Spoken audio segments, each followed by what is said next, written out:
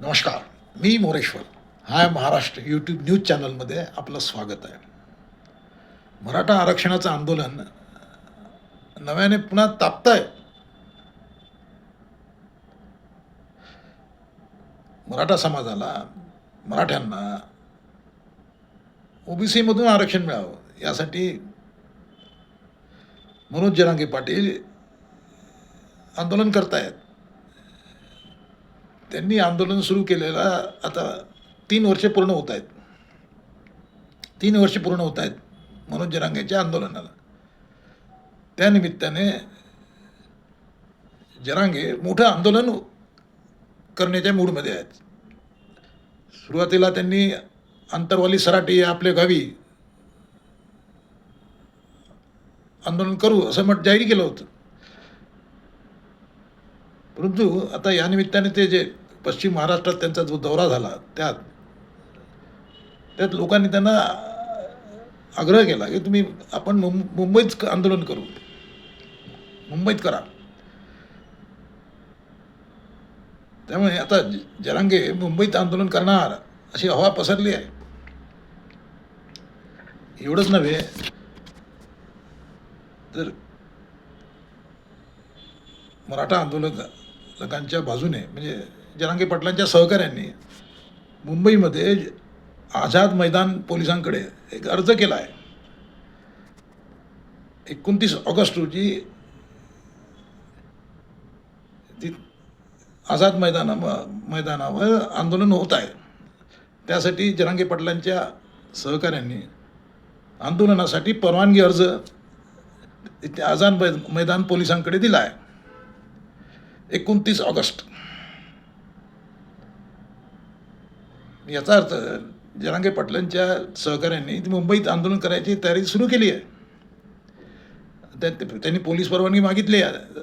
परवानगी मिळाली की नाही मिळाली अजून मिळायची आहे, पण त्यांनी अर्ज टाकला आहे.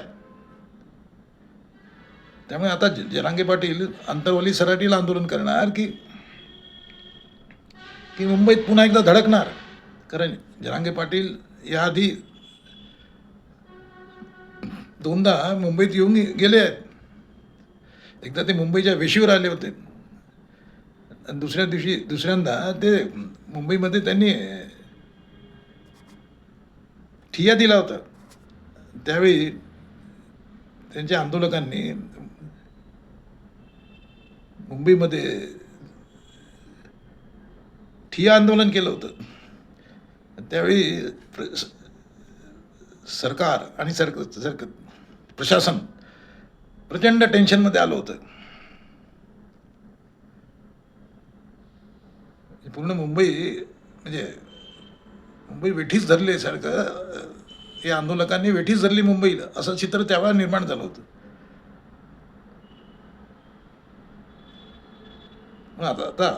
त्यामुळे आता पुन्हा मराठे आंदोलक पुन्हा मुंबईत आले तर कसं याची चिंता साऱ्यांनाच पडली असणार. पण जरांगेंच्या सहकार्याने आंदोलनाची तयारी सुरू केली आहे. पण जरांगे पाटील यांनी अजून फायनल वर्ड दिलेलं नाही. आपण गनिमी कावा करणार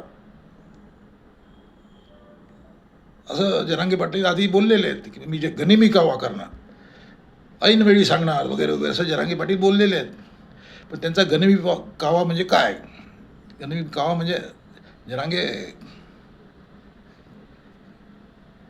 काय कुठला हात दाखवणार त्यांच्या सहकार्यामध्ये, त्यांच्या चाहत्यामध्ये आणि विरोधकामध्ये सुद्धा चर्चेचा विषय आहे की जरांगे पाटील आता काय करणार. कारण जरांगेचा मोर्चा, जरांगेचं आंदोलन म्हणजे 1,00,000, 2,00,000, 5,00,000 मोठंच आंदोलन होते. त्यामुळे सरकारच नव्हे, प्रशासनही टेन्शनमध्ये येते, विरोधकही टेन्शनमध्ये येतात आणि त्यातून नवीनच प्रश्न निर्माण होतात. आता जरांगे पाटील मुंबईत आंदोलन करतो म्हटलं तर मुंबईत काही 1,00,000, 2,00,000 लोक बाहेरचे येतील मराठे. तर मुंबईचं जनजीवन जे आहे त्यातून विस्कळीत होण्याचा धोका त्यातून निर्माण होऊ शकतो. याआधी हे झालेलं आहे. त्यामुळे यावेळी तसं होऊ नये असं साऱ्यांचाच म्हणजे सदिच्छा असणार. आता जरांगे पाटील काय निर्णय करतात, कारण शेवटी म्हणजे आपल्या मागण्या मान्य करून घ्यायच्या असतील सरकारकडून तर सरकारवर टेन्शन आणणं आवश्यक आहे. आणि टेन्शन तेव्हाच येईल जेव्हा जरांगे मुंबईत पाय ठेवतील, जरांगेंची माणसं पाय ठेवतील मुंबईत. ते आंदोलन सराटीत किती त्यांनी आंदोलन केलं, किती आंदोलन आपट केली, तरी ते तिकडे मुंबईत बसलेल्यांना काय फरक पडत नाही. सरकारला जर टेन्शनमध्ये घ्यायचं असेल तर मुंबईत जरांगेंना जावं लागेल असा त्यांच्या चाहत्यांचा आग्रह आहे. याची कुणकुण जरांगेंच्या विरोधकांना लागली आहे. ओबीसी नेते हाके, लक्ष्मण हाके म्हणतात की बाबा ते काय येत आहेत, आम्ही आधीच तिथं पोचणार आहोत मुंबईत, आम्ही अगोदरच परवानगीसाठी अर्ज देऊन ठेवला आहे, असं लक्ष्मण हाके म्हणतायत ओबीसी नेते. 1 सप्टेंबर रोजी ओबीसींचा मोर्चा मुंबईत आहे असं लक्ष्मण हाकेंनी म्हटलेलं आहे. 1 सप्टेंबर. त्यामुळे आता हे 1 सप्टेंबरचा यांचा मोर्चा म्हणतायत. मग आता पण जरांगेंचं आंदोलन हे 29 ऑगस्टचं आहे. पण 29 ऑगस्टला मुंबईत आले जरांगे पाटील आणि त्यांनी त्यांचे समर्थक, तर ते लवकर तिथून निघतील अशातला भाग नाही आहे. त्यामुळे आणि त्यात हाके म्हणतात आमचे माणसं 1 सप्टेंबरला पोचतील, आमचा 1 सप्टेंबरचा मोर्चा आहे. तसं झालं तर दोन्ही बाजू तिथे मुंबईत आमने सामने येण्याचा धोका आहे. अजून सरकारने, पोलिसांनी कोणालाही परवानगी दिलेली नाही. परंतु या मोर्चांच्या घोषणामुळे प्रशासन आणि शासनसुद्धा या टेन्शनमध्ये आलं आहे. एवढं नक्की. काय होणार तुम्हाला काय वाटते? जरांगे पाटील पुन्हा मुंबईत धडकतील काय? आणि धडकले तर 2-4 दिवसात 8 दिवसात बाहेर तिथून निघतील का, की मुंबई पुन्हा एकदा वेठीला धरली जाणार आहे? आणि मराठ्यांच्या या आक्रमक पवित्र्यामुळे त्याला प्रतिसाद म्हणून ओबीसी नेते कसे वागतील? 2 समाज आमने सामने येण्याची मोठी भीती यातून निर्माण होते आहे.